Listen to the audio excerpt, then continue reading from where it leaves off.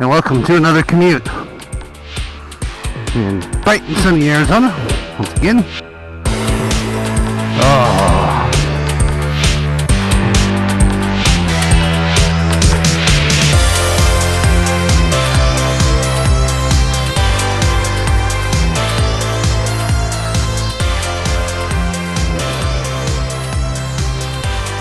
like the summer that won't die. And I know the people in SoCal are cooking just like we are. Actually, I think it's worse for them. Hopefully, it'll get cooler soon. I've had it with the summer this fall. Because, yeah, it has cooled off. It has a little. It's not 100 degrees anymore. It's only 97. Aww. Little Acura has a Hello Kitty sticker. How cute.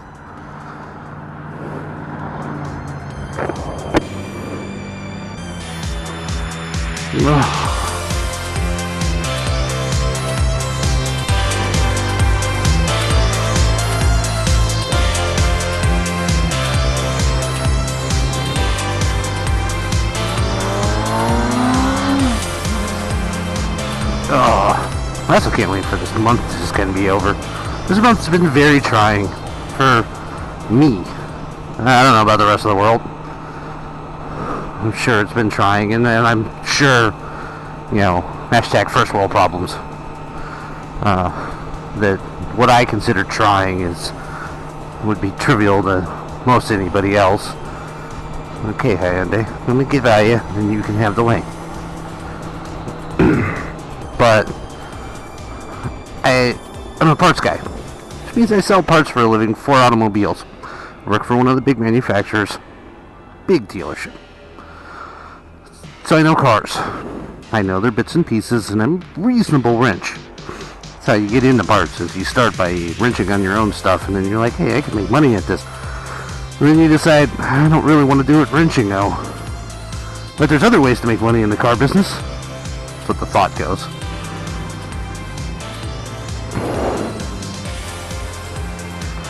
So, I sell parts, but I wrench.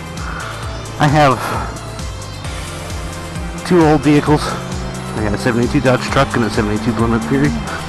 I've learned an awful lot from them. I'm learning wiring now. But I trained martial arts. My sensei's Jeep broke through a code for a purge solenoid. I'm like, hell, I could put a purge solenoid in.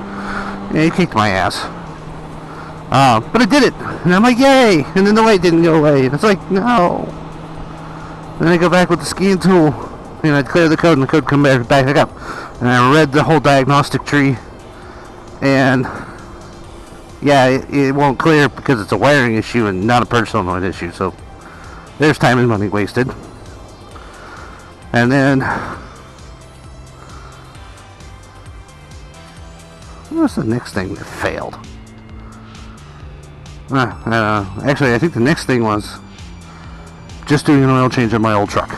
72 truck, just needs an oil change. I change it every 6 months, whether it needs it or not, because I never put the miles on it. So, get done doing the oil change. That all went perfectly smooth. Went to go start it, and it hot smokes. It literally smokes the fusible link and the wire to the ignition switch. I mean, like, burnt the wire to the ignition switch. Thank God it didn't actually catch on fire. So, I am now rewiring the dash of my truck. Because, yeah, it screwed things up. Of course, I get into the dash of that truck, and somebody's already hacked it. I've had it since I got it when I was like 16 from my dad. My dad got it from the government in 79. So there's only been 3 owners. I know for a fact I didn't do the hack job. That being said, I don't know whether my dad didn't do it, and I have no idea what the government freaking did. So, yeah, there's wires to go nowhere. The actual power wire for the truck was just running to the amp gauge. And then it'd go through the amp gauge and then power out through the... And I don't know whether the truck's actually supposed to power through the amp gauge. I know the amp gauge is supposed to be in that circuit. I didn't think it was supposed to be the circuit. We're bypassing that. I built a new fused link. I didn't use fusible link. I know fusible link is a little more rugged, but I want something that'll pop if it has an issue and not burn everything else. And the cheap 30 amp blade fuses are cheap, and I can carry a box of them. We'll do it that way.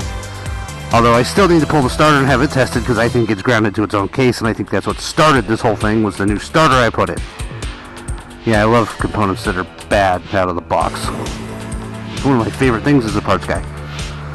So I'm in the middle of that whole process, and the wife pops the hood on her truck, which is considerably newer. And the passenger side valve cover is just coated in an oil film. I'm like, oh, what the hell? This is a new truck. It's a new enough truck that this shouldn't be an issue. And I'm like, oh, the breather hose isn't actually attached to anything. That's not good. Let's see what's going on. Well, the nipple on the valve cover, it's part of the valve cover, is broken off. And it's still in the hose. Clickbait. I just had this thing in for service in July where they did plugs and an oil change. No idea if it broke then, no idea if it broke later, no idea why it's broken. So it's like, well, it's hard to blame work when you really don't know. But still, it's a really odd thing. It's normally hose gets stuck on there and you yank on it and you break it. But I digress. So I'm like, oh, this means I have to buy a valve cover, which are not cheap, and do a whole bunch of fiddle farting with that. Well, they just killing those poor trees and everything else. So that's like the third mechanical just concoction. And then like a day later, the wife's kid, he just got a 99 Grand Marquis, and the Grand Marquis and Crown Vics have a problem with their window regulators. Yeah, his fell out. Scared the shit out of him from what I understand. And just going along, the window just goes sloof right into the door. It's like, yeah. So I had to help him with that. And that makes number 4. I normally have one mechanical thing a month. Now I'm on 4. What are you doing, Chevy? Okay.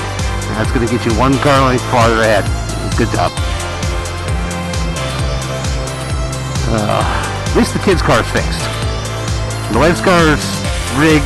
I found a piece of tubing that's about the same size, and rammed it in the hole and put the hose back on with a little bit of electrical tape to kind of fill in the gaps. Is it perfect? No.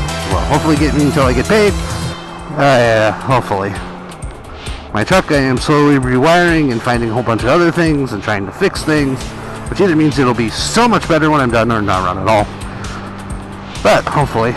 And then since Jeep actually had to go into the shop for them to figure out what the hell was wrong with the damn thing. So everything's getting fixed. It's like, nah.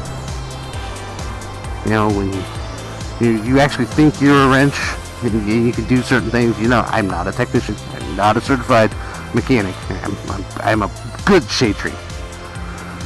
Well, I used to be a good shade tree. Lately, I have my doubts.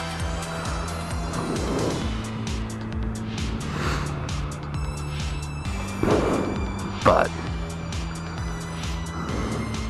the doubts come from having projects that just kick your ass. Anyways.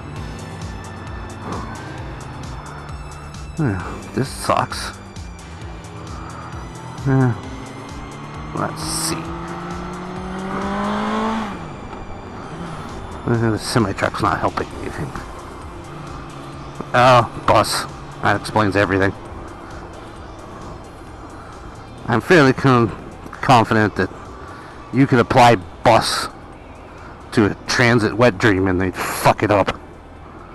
I hate to do this, but it's nothing sketchy about being right behind this trailer. No, that's perfectly fine.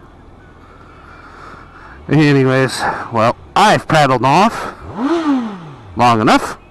I might actually survive to get to work. I'll see y'all in the next one.